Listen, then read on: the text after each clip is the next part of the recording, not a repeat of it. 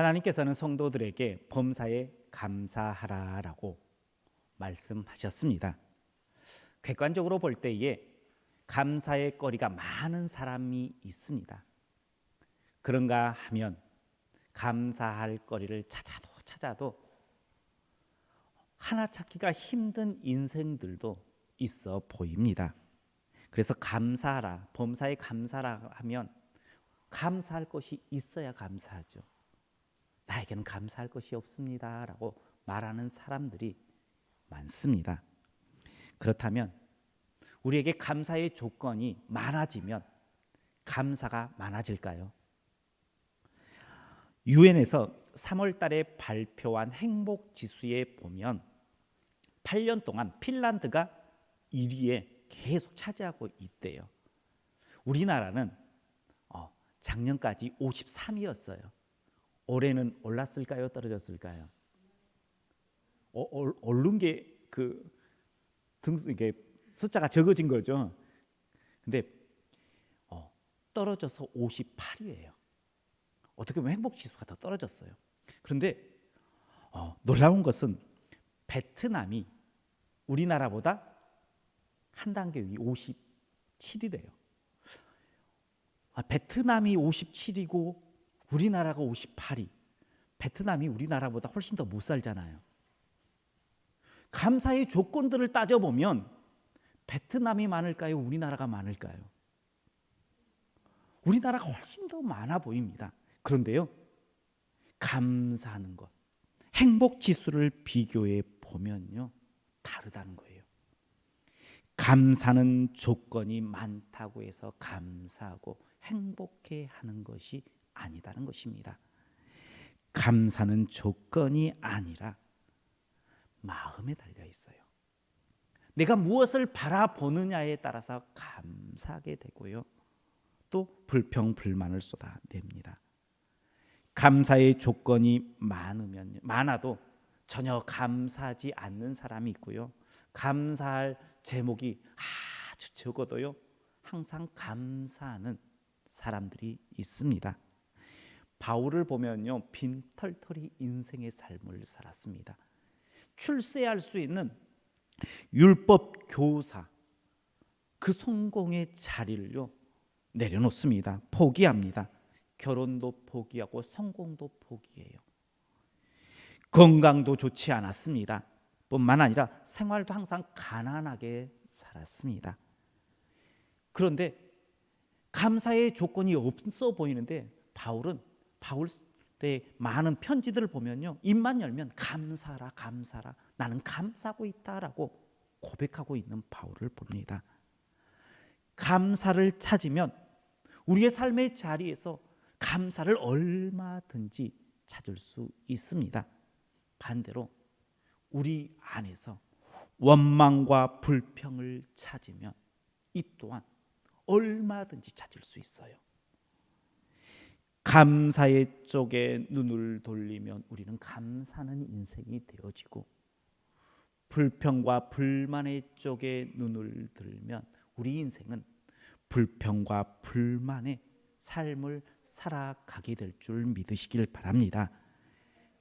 어쩌면요, 우리는 감사와 불평 이 사이에 지금 선택하며 살 수 있는 존재예요. 그래서 항상 감사할 수 있는 존재고요, 항상 불평하며 살아갈 수 있는 존재입니다. 바로 보면 감사, 뒤집으면 불평. 어떻게 보면요, 동전양면이 우리의 인생 가운데 다 있어요. 무엇을 바라보며 사시겠습니까? 어떤 인생이 더 행복한 인생일까요? 우리 옆에 분들과 함께 이렇게 인사해 보겠습니다. 감사의 눈을 들면 행복한 인생이 됩니다. 무엇을 바라보느냐에 따라서 우리의 인생이 달라질 수 있습니다. 오늘은 우리가 추수감사 주일로 지키는 주일입니다. 한 해 동안 기쁨 2025년 하나님께서 우리에게 주신 그 은혜 동행하여 주시고 또 붙들어 주시고 여러 가지의 은혜들을 하나씩 헤아려 보는 시간입니다. 그러면 감사할 것이 많습니까? 적습니까? 때로는 감사할 것을 아무리 찾아도 또 잘 안 보이는 부분들도 있을 것입니다. 감사할 것이 없는 사람은 감사할 그 은혜가 우리 가운데에 일어나지 않는 것이 아니라 우리가 그 감사할 것들을 보지 못하기 때문이에요. 하나님께서는 우리에게 감사의 것들을 매일 매 순간 주는데 그 일들을 행하시는데 우리가 그 하나님의 일하심을 보지 못하기 때문에 감사의 것들을 찾지 못해서 아직 감사하지 못하는 인생을 살아가고 있다는 것입니다. 그래서 감사의 것들을 찾아야 돼요. 하나님께서 나를 위해서 일하신 것, 하나님께서 나를 위해서 예비하신 것, 나를 향해서 걷게 하신 것, 하나님의 일하심을 볼 수 있을 때에 우리는 감사하게 될 줄 믿으시길 바랍니다. 그래서요, 감사의 제목들을 찾을 필요가 있어요. 그렇다면 우리에게 어떤 감사의 제목들이 있을까요? 먼저는요, 약속의 하나님을 향해서 감사해야 합니다.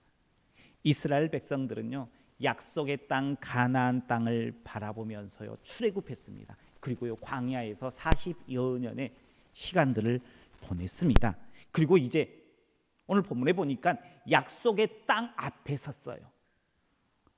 그 땅은 젖과 꿀이 흐르는 땅이다라고 말씀하십니다. 그런데 그 땅 아직 받았어요, 안 받았어요? 아직 안 받은 거잖아요. 그냥 약속의 땅을 바라보는 거예요. 약속의 말씀을 붙잡는 거예요. 내 실력으로는 이 가나안 땅에 들어갈 수 있습니까, 없습니까? 없어요. 근데 하나님께서 약속해 주셨습니다. 그러나 하나님께서 약속하신 것은 어때요? 반드시 이루어진다는 사실이에요. 하나님께서 말씀하시면 그 말씀은요 반드시 지켜지시는 하나님이십니다. 민수기 23장 19절에 보니까요, 하나님은 사람이 아니시니 거짓말을 하지 아니하시고 인생이 아니시니 후회가 없으시도다. 어찌 그 말씀하신 바를 행하지 아니하시며 하신 말씀을 실행치 아니하시랴라고 말씀하고 있어요. 하나님은요, 한번 그 입에 말씀을 내뱉으시면 반드시 지키시는 하나님이에요. 약속하시면 반드시 이루시는 하나님이에요. 아직 이루어지지 않아도 하나님께서 약속하시면 이 일은 이루어져요, 안 이루어져요? 이루어진다라는 거예요. 그래서요, 약속하신 하나님을 바라보며 이루어짐을 고백할 수 있는 우리 성도님들 되시길 주님의 이름으로 축복합니다.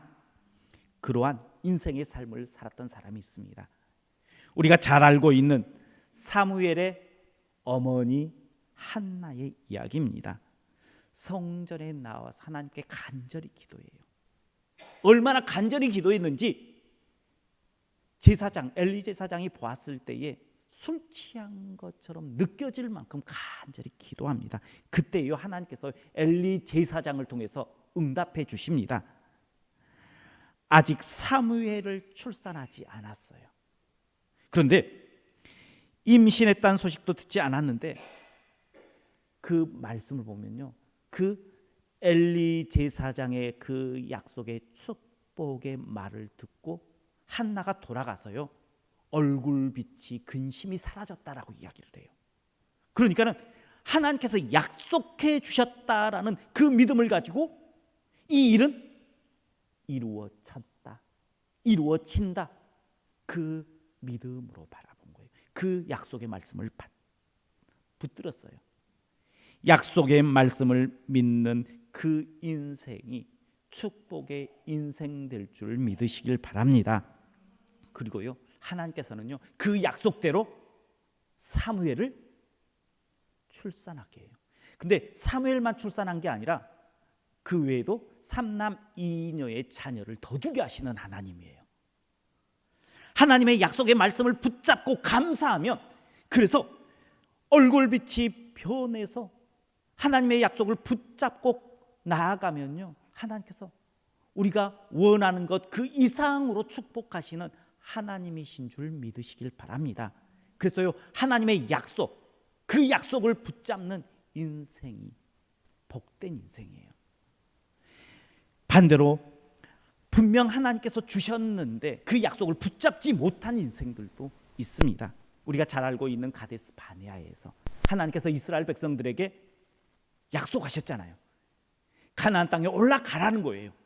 그러면 너희가 그 땅을 차지하게 될 거다라고, 내가 주겠다라고 약속했어요. 근데 이스라엘 백성들이요, 하나님의 약속을 붙잡지 않고 무엇을 봤어요? 내 가진 것, 상대방의 크기, 환경을 보았어요. 그래서요, 올라가지 못하고 불평, 불만을 쏟아냈습니다. 그로 인해서 이스라엘 백성들 그 당대에요, 가나안 땅에 들어가지 못해요. 요수아와 갈렙을 제외하고는요, 아무도 가나안 땅에 들어가지 못하게 된 것입니다. 우리 앞에 감사와 불평이 있어요. 놓여 있어요. 무엇을 선택하시겠어요? 하나님의 약속을 붙잡고 감사할 수 있는 우리 성도님들 되시길 축복합니다. 하나님께서는요, 우리에게 약속해 주신 말씀이 참 많습니다. 함께 하신다, 담대하라 말씀하셨잖아요. 함께 주시겠다 약속했습니다. 나는 내 하나님이 되고 너는 내 백성이 되리라. 내가 너희의 아버지가 되겠다. 내가 선한 목자가 되어서 양인 너희들을 지켜주겠다. 하나님께서 약속하셨습니다. 오늘 본문에도 보면요, 오늘 너희에게 명하는 모든 명령을 지켜 행하면 너희가 강성해지고 땅을 차지하고 인생이 장구하리라라고 약속해 주십니다. 믿고 구하면 주시겠다라고 하나님께서는 우리에게 계속해서 약속해 주셔요. 그 약속의 말씀을 붙잡아야 돼요. 우리 앞에 넘지 못할 큰 산이 있는, 그래서 지금 꽉 막혀 있는 그런 느낌을 가진 성도님들도 있을 겁니다. 그런 이들에게는 하나님께서 우리 작년에인가요? 스가랴 4장 7절의 말씀, 큰 산아 내가 무엇이냐, 내가 스룹바벨 앞에서 평지가 될지라. 하나님께서요, 여호와 하나님을 붙잡고 나아가면요, 큰 산도요 평지로 만들어 주신다라고 우리에게 약속해 주셨어요. 우리가 그 말씀을 붙잡고 외치면 돼요. 내 앞에 있는 큰 산, 내가 큰 산아 내가 무엇이냐, 하나님의 백성인 너 김영윤 앞에서 그 산은 평지가 될지라 외치면 돼요. 하나님께서 약속해 주셨기 때문에 우리가 붙잡으면 돼요. 그러면 우리 앞에 있는 큰 산들은 평지로 바꾸시는 하나님의 은혜를 누리게 될 줄 믿으시길 바랍니다. 그 하나님이 내 뒤에 있다는 거예요. 감사해야 된다는 거예요. 또 인생의 긴 터널을 만난 분들도 계실 겁니다. 요한복음 8장에 보면요, 예수께서 또 말씀하여 이르시되 나는 세상의 빛이니 나를 따르는 자는 어두움에 다니지 아니하고 생명의 빛을 얻으리라 라고 말씀하고 있습니다. 예수님께서 우리의 인생 가운데에 빛이 되어서요 그 어둠을 두지 않겠다라고 약속해 주십니다. 그 주님이 지금 나와 함께 하신다는 거예요. 나와 함께 하시어서요 내 인생의 빛을, 어둠을 다 몰아내고 이제 빛의 인생을 살게 해주신다는 거예요. 그런데 예수님께서 이미 우리 가운데 오셔서 빛으로 우리의 인생을 밝혀주셨어요. 그런데 왜 아직 어두움 가운데에 머물러 계십니까? 우리가 눈을 조금만 들면요 주님께서 우리에게 밝혀주신 그 환한 인생이 있는데 여전히 어둠 가운데서 헤매고 있는 인생이라는 거예요. 그래서 주님께서 주신 말씀을 붙잡고 감사할 것인지, 주님께서 약속해 주신 그 약속의 말씀을 옆에 치워놓고 불평할 것인지 우리에게 선택해라라고 말씀하고 있습니다. 어떤 인생을 살기를 원하십니까? 하나님은 결코 시건치 않는다라는 거예요. 약속의 말씀을 붙잡고 기도하면, 약속의 말씀을 붙잡고 믿음으로 감사하면 하나님께서는 반드시 그 감사의 그 믿음에 응답하여 주시는 하나님이신 줄 믿으시길 바랍니다. 그 약속의 하나님이 우리와 함께 하신다는 거예요. 그래서요, 우리가 감사해야 될 제목 다른 것이 아니라 내게는 약속의 하나님이 있어 라고 고백하며 감사할 수 있는 우리 성도님들 되시길 주님의 이름으로 축복합니다. 두 번째, 하나님이 없어서 잘 풀리는 인생을 부러워하지 마시고 하나님을 붙들어야만 평안한 나의 인생을 감사할 수 있기를 축복합니다. 이스라엘 백성들이 차지할 땅, 그 땅을요,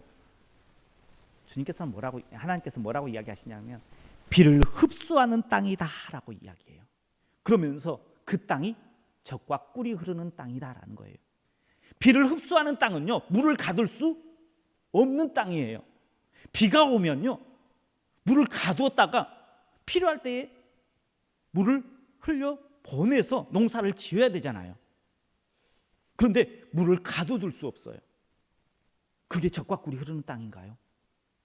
객관적으로 보면요, 그 땅은 젖과 꿀이 흐르는 땅, 비옥한 땅, 좋은 땅이 아닙니다. 농사를 짓는데 너무나 형편없는 땅이 바로 물을 흡수하는 땅입니다. 이에 반해서 애굽 땅은 어떻습니까? 물을 가둘 수 있는 땅이에요. 나일강이 있어서요, 농사 짓기가 얼마나 편한지 10절에 보니까요, 너희가 파종한 후에 발로 물대기를 채소밭의 댐과 같이 하였거니와 라고 이야기하고 있어요. 애굽 땅에 살아봤잖아요. 살아봤는데 거기서 농사 짓는데 물 걱정을 할 필요가 없어요. 그 중동 지역은 땅이 그래도 기름진 땅이에요. 물만 있으면, 비만 잘 내리면요, 농사 짓기 최고로 좋은 땅들이 그곳 땅이래요. 그런데 중동 지역이 물이 없기 때문에 농사 짓는 것이 너무나 힘든 땅이에요. 그런데 애굽은 나일강이 있어서요, 농사 짓기 최고의 그러한 땅을 소유하였습니다. 그런 땅과 비해서 가나안 땅은 형편없어요. 그런데 하나님께서 애굽 땅을 향해서 젖과 꿀이 흐르는 땅이다라고 이야기하지 아니하시고, 어떤 땅이 젖과 꿀이 흐르는 땅이에요? 물이 흡수하는 땅이 젖과 꿀이 흐르는 땅이다라고 이야기합니다. 만약에 우리 성도님들에게 두 땅을 딱 내어놓고 골라라 그러면 어떤 땅을 고르시겠어요? 어떤 땅이 더 축복의 땅인 것처럼 보이십니까? 하나님께서 우리의 기준으로 본다 그러면 애굽 땅을 줘야 돼요? 가나안 땅을 줘야 돼요? 애굽 땅을 주는 게 훨씬 더 맞잖아요. 우리 기준으로 본다 그러면. 하나님은 그 능력이 있습니까? 없습니까? 있잖아요. 10가지 재앙 내릴 때에요, 조금 더 강력하게 해서 애굽 땅을 이스라엘 백성들에게 충분히 줄 수 있으시는 하나님이에요. 그런데 그렇게 하지 않으세요. 그리고 물을 흡수하는 가나안 땅이 젖과 꿀이 흐르는 약속의 땅이다라고 말씀하십니다.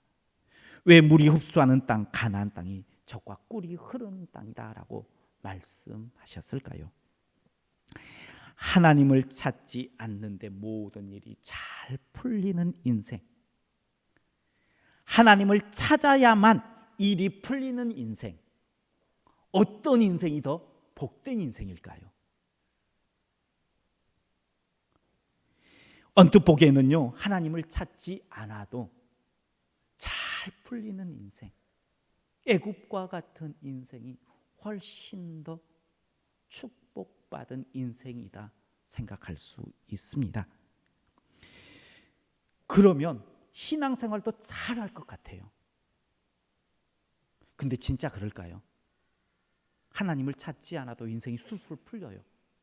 기도하지 않아도요, 내가 원하는 대로 일이 착착 해결이 되어져요. 예배를 빠져도요, 그런 어려움들이 하나도 닥치지 않고 순적하게 모든 일들이 이루어져요. 내가 계획하는 그 계획들이요, 단계 이루어져요. 어때요? 축복인가요?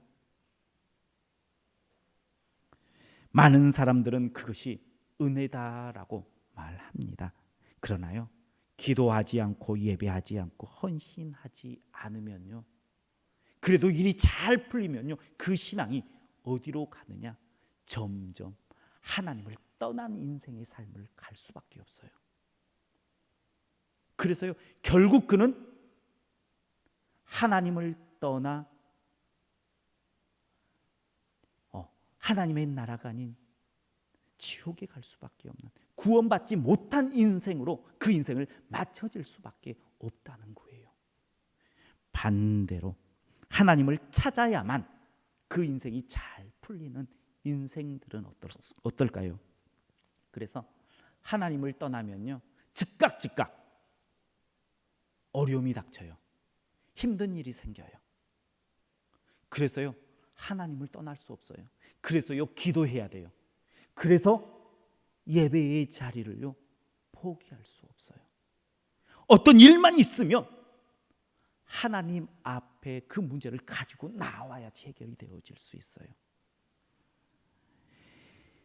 이렇게 모든 일을 하나님 앞에서만 성공을 꿈꿀 수 있는 인생, 축복입니까? 저주입니까?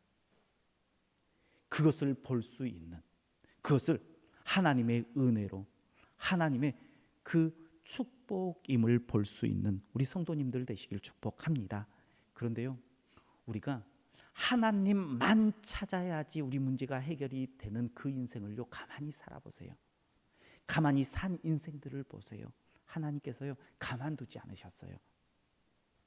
많은 이들보다 높여주시는 하나님이셨어요.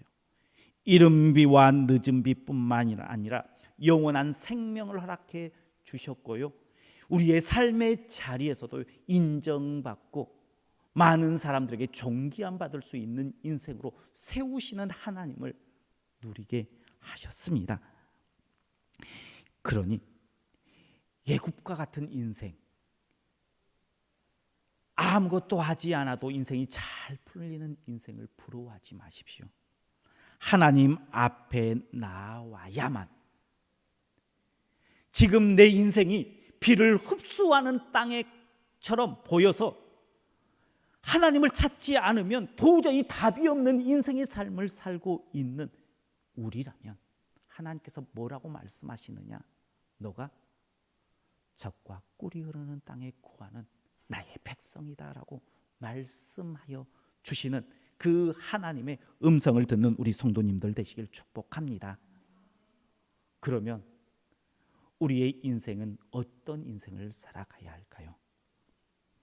우리가 한 해를 돌아보면 아무 일 없이 평탄하게 살아온 그러한 인생도요, 분명 은혜의 한 해일 것입니다. 그러나 때로는 원치 않는 일, 겪고 싶지 않는 일, 겪어서는 안 되는 일, 힘들고 지친 일, 우리로 하여금 매일 눈물 흘리며 하나님 앞에 기도할 수밖에 없는 그러한 인생을 우리에게 주어졌다 할지라도, 그래서 그 땅이 비를 흡수하는 땅 위에 서 있는 인생이다 할지라도 나에게는 이른 비와 늦은 비를 허락하시는 하나님이 있어 고백할 수 있기를 축복합니다. 하나님께서는 지금 우리를 애굽이 아닌 약속의 땅 가나안 땅으로 인도해 주시길 원해요. 영원한 생명의 자리로 우리를 옮겨주시고 그 길을 하나하나 하나님의 계획하심 가운데 걷게 하시는 하나님이십니다. 그 영원한 생명의 길에 구원의 길, 지금 걷게 하실 하나님을 바라보며 하나님의 백성인 우리에게 지금 내가 비를 흡수하는 땅 그 위에서 살라라고 이야기하세요. 우리에게 그 인생을 살라라는 거예요. 오늘 하나님의 이름을 부르지 않으면, 기도하지 않으면, 예배하지 않으면 내일을 걱정해야 될 인생, 그 인생이 훨씬 더 복된 인생이다라고 말씀하세요. 오늘 성령의 담배를 흡족히 받아도요, 내일 받지 않으면 목말라 해야 할 인생, 어떻게 보면 그 인생 참 쉽지 않겠다라고 생각할 수도 있겠지만 그러한 인생이 하나님께서는 젖과 꿀이 흐르는 땅에 그 축복을 받은 인생이다라고 말씀하세요. 그 하나님, 그래서 오늘 흡족히 받은 은혜에 만족하는 것이 아니라 매일매일 성령의 탐비를 소망하며 하나님 앞에 나아오는 우리 성도님들 되시길 축복합니다. 그런 비를 흡수하는 땅에 서 있음이 하나님 도리어 내게 은혜되었습니다. 그러면 내게 감사하지 못할 것이 아무것도 없습니다. 한 해를 돌아보면서 땅을, 비를 흡수하는 땅 위에 서 있었던 우리, 그 땅으로 인도하셨던 하나님 감사합니다 고백하며 추수감사의 그 예배로 하나님 앞에 나아가고 남아있는 기쁨 2025년도도 하나님 어떠한 상황 가운데서도 주님 사랑하고 기대합니다, 감사합니다 고백하며 그 길을 한 걸음 한 걸음 내딛는 우리 성도님들 그리고 우리 교회가 되기를 주님의 이름으로 축원합니다. 기도하겠습니다. 언제나 우리와 함께 하시며 우리에게 감사의 제목들을 허락하시는 여호와 하나님, 오늘도 주님 앞에 나와 감사의 마음을 품고 예배합니다. 때로는 우리가 우리의 인생이 비를 흡수하는 땅 위에 서 있는 인생이지만 그것이 도리어 내게는 은혜이고 축복입니다. 감사하며 하나님 바라보며 우리의 마음 가운데에 잃어버린 감사를 회복하여 하나님 앞에 우리의 몸과 마음을 온전히 드리는 믿음의 백성, 믿음의 교회가 되게 하여 주옵소서. 예수님 이름으로 기도하옵나이다. 아멘.